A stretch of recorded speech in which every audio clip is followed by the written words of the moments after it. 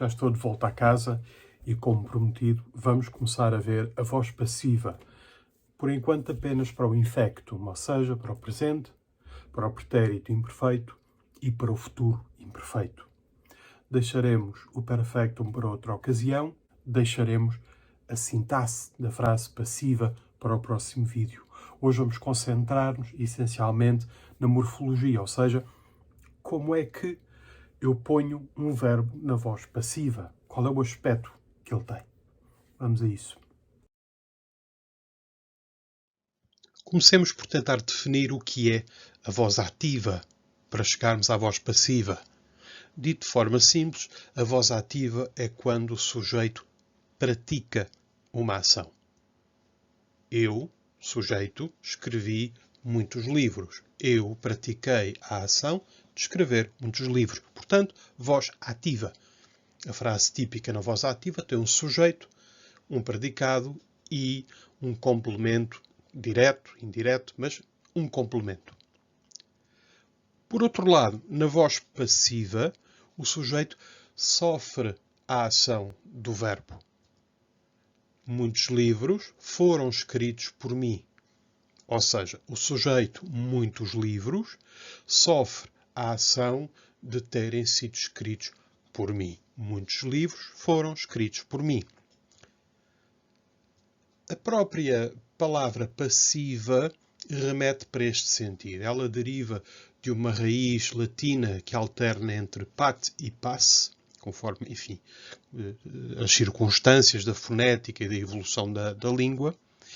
E é esta raiz que encontramos, por exemplo, no verbo patior, que significa sofrer, ou na palavra patientia, que é a capacidade de sofrer, de tolerar o sofrimento, e daí o nosso sentido de paciência, ou a própria palavra passio, passionis, que significa sofrimento, e só depois é que evolui para o sentido, enfim, mais comum de paixão, e por isso nós falamos de paixão de Cristo, não no sentido de paixão amorosa, mas no sentido de sofrimento.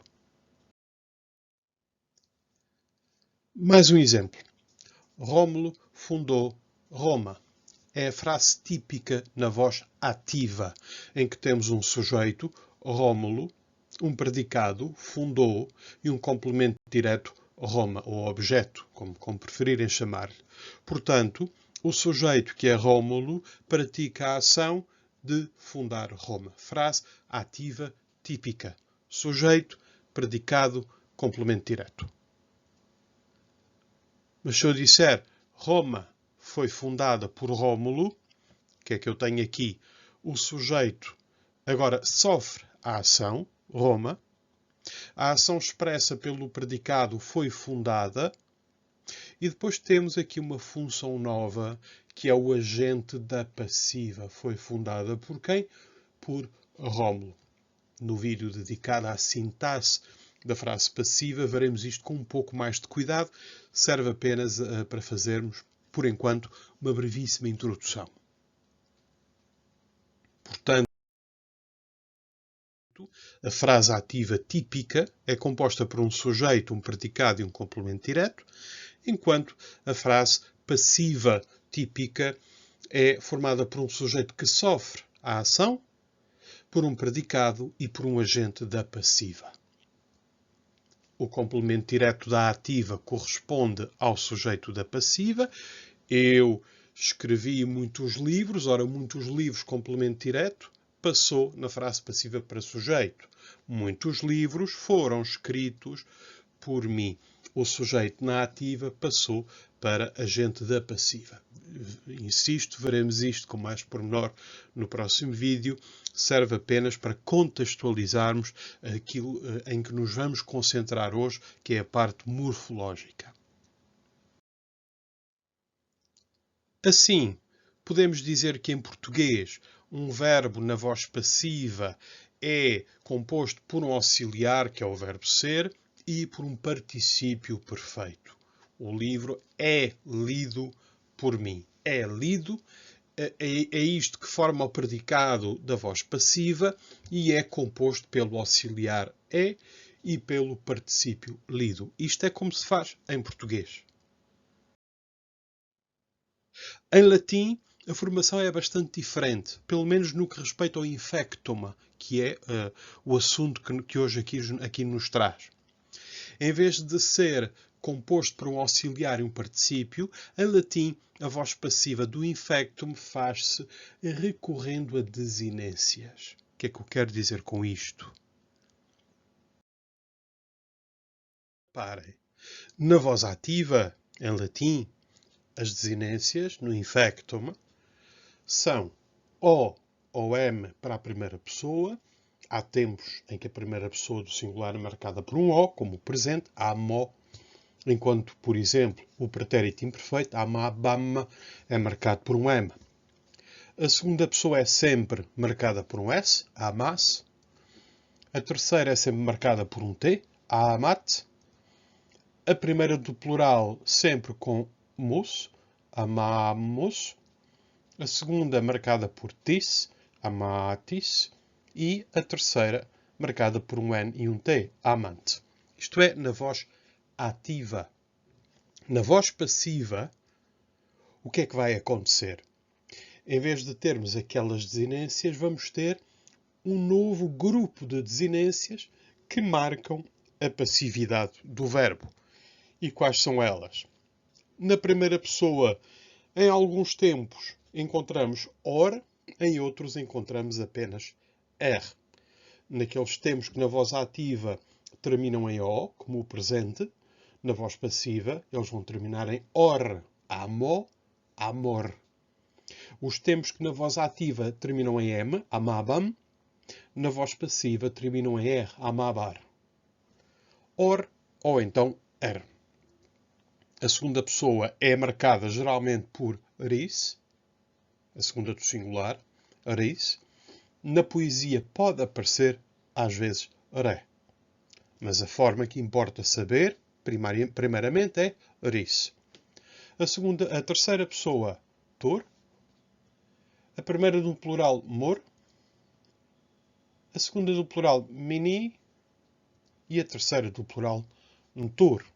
Portanto, confrontem a voz ativa por um lado, aquelas desinências já bem conhecidas, e agora, quando no infectum queremos transformar um verbo para a voz passiva, vão ter de ser substituídas por este novo grupo de desinências.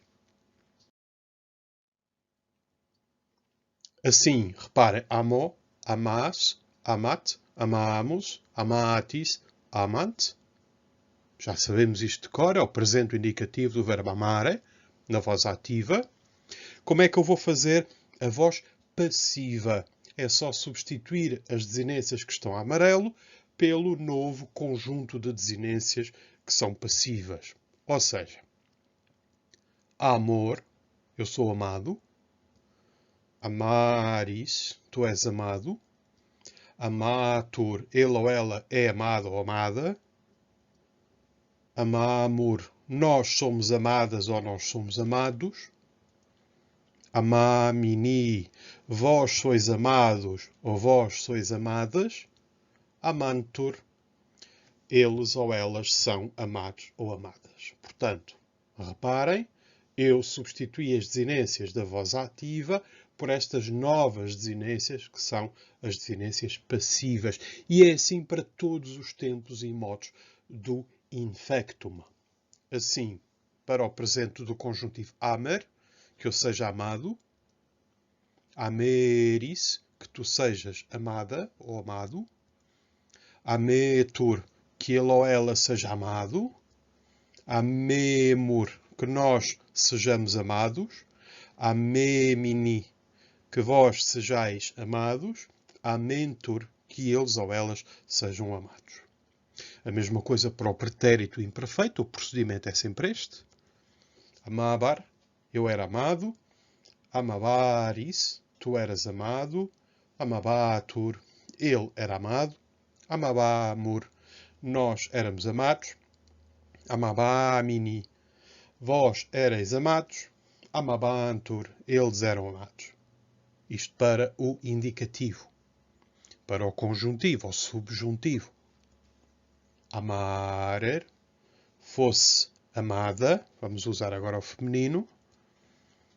Amareris, fosses amada. Amaretur, fosse amada. Amaremur, fôssemos amadas. Amaremini, fosseis amadas. Amarentur, fossem amadas. E finalmente o futuro imperfeito, que não tem modo, portanto, arrumamo-lo de uma só vez. Amabor, eu serei amada. Amabaris, e repare, eu pus ali aquele é vermelho e já lá volto, porque há ali uma pequena surpresa, se quiserem. Portanto, amabaris, tu serás amada. Amabitur, ele será amado. Amabimur, nós seremos amados. Amabimini, vós sereis amadas.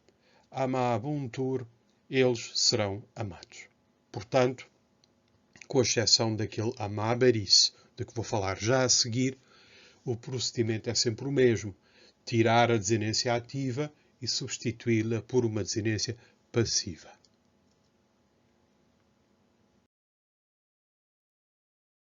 O que aconteceu então àquele amabaris? Porque estaríamos à espera que lá estivesse um i, porque na voz ativa é amabo, amabis, amabit.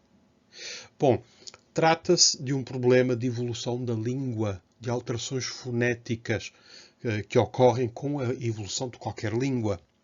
Em latim, um i breve, um i ou um e já agora, um o ou um u, as vogais breves em geral, sofrem facilmente alterações. No caso do i, o i breve, antes de um r, no meio de uma palavra, faz com que aquele i se transforme num e. E por isso é que nós temos, por exemplo, a palavra kinis, cinza. Vejam, kinis. O i que eu ali pus a azul é breve. Ele está seguido de um s, portanto não lhe acontece nada. Kinis, permanece. Mas quando eu junto a desinência de genitivo, que é is, acontecem duas coisas. A primeira é que o s transforma-se num r. E isto acontece quase sempre quando um S está entre duas vogais. Mas disso falaremos noutra ocasião. Portanto, o S passou a R. E o I breve, que deixou de estar no fim da palavra e passou a estar no meio da palavra, ainda por cima seguido de um R, sofreu uma alteração e passou a E. Kineris e não kiniris. Isto é um bocadinho mais complicado do que eventualmente eu possa estar a fazer crer, mas prefiro que se perceba porque é que há aquela alteração na voz passiva, naquela segunda pessoa do singular, em que não foi apenas substituir desinências ativas por passivas, para que se perceba o que é que aconteceu e não ser apenas saber de cor. Isto acontece, reparem, apenas com as vogais breves. As vogais longas, como são longas, são fortes, aguentam-se sem alterações. Isto acontece, como acabámos de ver, com o futuro imperfeito em bo, bi, bu, que na passiva passa a ser bo, be, bi, bu, mas vai acontecer também com o presente do indicativo dos verbos da terceira conjugação e apenas com esses. Reparem o verbo duco, conduzir. Ducor, eu sou conduzido. Nós sabemos que na ativa é duco, eu conduzo. Duquis, tu conduzes. Ora bem, o que é que acontece ali na segunda pessoa? Uma vez mais, como aquele i de duquis é breve, ao seguir-se a um R, ou estar um R a seguir, melhor dizendo, duqueris, ele transformou-se num E. Em vez de termos duquiris, temos duqueris. Ducor, eu sou conduzido. Duqueris, tu és conduzido. E depois o resto é normal. Duquitur, ele é conduzido. Duquimur, nós somos conduzidos. Duquimini, vós sois conduzidos. Ducuntur, eles são conduzidos. Portanto, isto acontece com a segunda, e apenas nessas circunstâncias, na segunda pessoa do presente indicativo da terceira conjugação, qualquer que seja o tema, e na segunda pessoa do singular do futuro imperfeito da primeira e da segunda. Isto é a forma complicada, se calhar, de explicar, porque implica decorar. A forma simples é lembrarem sempre disto. Um i breve, como em bis ou em duquis. Um i breve, quando à frente dele aparece um R, transforma-se em E. E, portanto, em vez de termos amabiris, temos amaberis, o I transformou-se num E, e em vez de termos duquiris, temos duqueris. Portanto, o I, mais uma vez, transformou-se em E. Vejamos um exemplo concreto. Este é mais um grafito da cidade de Pompeios e diz que Marcellus praenestinam amat et non curatur. Antes de mais, importa dividir as orações. Temos dois predicados, duas orações. A primeira é muito simples. Marcellus praenestinam amat. É a construção habitual a que estamos todos habituados. Ou seja, amat, terceira pessoa do singular, presente o indicativo do verbo amo, ama. E depois já sabemos como é que isto funciona. Temos de ter um sujeito que sabemos que é o Marcellus, porque tem ali aquela marca us, que me diz que é uma palavra da segunda declinação no nominativo, o Marcelo. O Marcelo ama quem? Ama a Prenestina. Temos ali o M que marca o acusativo das palavras masculinas e femininas de qualquer declinação. Prenestinam. Esta primeira parte, portanto, é simples. O Marcelo ama a Prenestina. Na segunda parte, ou na segunda oração, o que é que nós temos? Et non curatur. O verbo curo, curas, curare, significa, entre muitas outras coisas, tratar, cuidar. Portanto, reparem, tur é uma marca de voz passiva. Amat tem uma marca de voz ativa, T, amat. Curatur tem uma marca de voz passiva, tur. O verbo significa cuidar, tratar e está na voz passiva. Como é que eu traduzo? E não, non, e não é tratado. Ora, isto fica uma tradução um pouco esquisita. E não é tratado. E não é tratado no sentido amoroso, portanto, e não é correspondido. O Marcelo ama a Prenestina e não é correspondido. Et non curatur.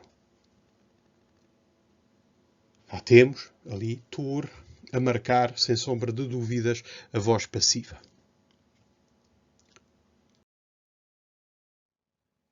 Vamos treinar, fazer um brevíssimo treino. Temos 4 formas verbais. Scribit, terceira pessoa do singular, presente do indicativo ativo do verbo scribo, escrever. É um verbo da terceira conjugação de tema em consoante. Vocabas, do verbo vocare, chamar. E é, como podem ver, uma segunda pessoa do singular do pretérito imperfeito do indicativo. Chamavas. Fallis é do verbo fallo, fallis, fallere, que significa enganar. E reparem, é, tal como scribit, um verbo da terceira conjugação de tema em consoante, e está da segunda pessoa do singular, tu.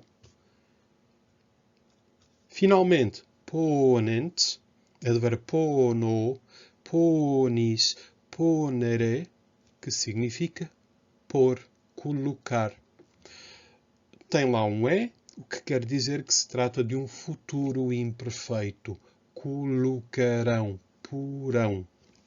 Vamos pôr estes verbos na voz passiva, vamos passá-los para a voz passiva. E, portanto, recordem que o procedimento habitual é tirar a desinência ativa, no caso de scribit, a desinência é T, e substituí-la por uma desinência passiva.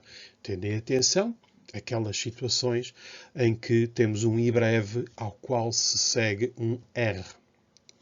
Então vamos lá fazer isto. Scribit, escreve. Como é que eu vou dizer? É escrito. Ou então, escreve-se. Scribitur. Tur. Eu substituí o T da ativa, scribit, por um tur, scribitur. É escrito. Escreve-se. Vocabas, chamavas. Como é que vai ficar? Vocabaris. Portanto, o que é que eu fiz? Tirei o S da voz ativa e substituí por ris, que é a desinência da voz passiva. Falis, enganas. Como é que eu digo és enganada ou és enganado? Eu tenho de substituir a desinência ativa S por uma desinência passiva ris. Faleris. És enganado, és enganada. Espero que não se tenham deixado enganar por isto. Reparem o que é que aconteceu ali. O I é breve, falis, é um I breve, portanto é um I fraco na pronúncia. E o que é que lhe aconteceu? Ao substituir o S por um R, ris, ele passou a E. Faleris. Por fim, ponent, porão, colocarão, está no futuro. Aqui não há problemas com vogais breves. O que é que eu vou fazer? Eu vou tirar a desinência ativa, ante, e vou substituí-la por antur. Ponentur. Serão colocados. Colocar-se-ão. E aqui temos uma brevíssima demonstração de como se faz a passagem de um verbo da voz ativa para a voz passiva.